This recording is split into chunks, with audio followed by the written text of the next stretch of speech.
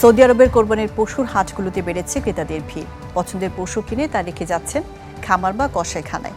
প্রতিটি পশু জবাই সহ বাকি কার্যক্রম সম্পন্ন করতে গুনতে হয় 200 থেকে 500 রিয়াল। কোরবানির পর বর্জ্য ব্যবস্থাপনা নিয়েও মানতে হয় কড়া নির্দেশনা। ক্রেতা বিক্রেতার হাক ডাকে জমে উঠেছে সৌদি আরবের কোরবানির হাট।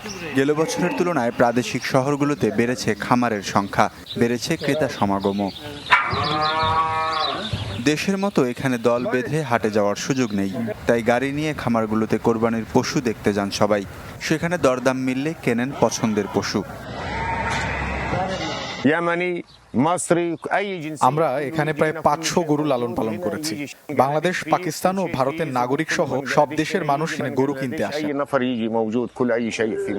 এখানে বিভিন্ন রেটের গরু আসলে আছে, বিভিন্ন দামের, 9,000, 7,000, 6,500।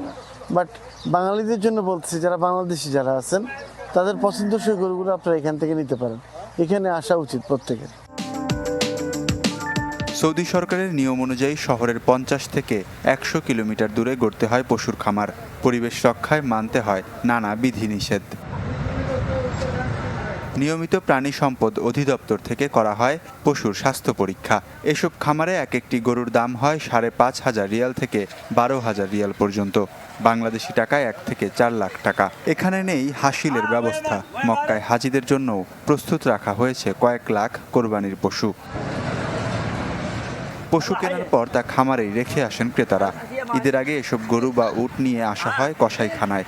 জবাই সহ কার্যক্রম সম্পন্ন করতে দিতে হয় 200 থেকে 500 রিয়াল। তবে বর্জ্য ব্যবস্থাপনা নিয়ে মানতে হয় কঠোর নিয়ম।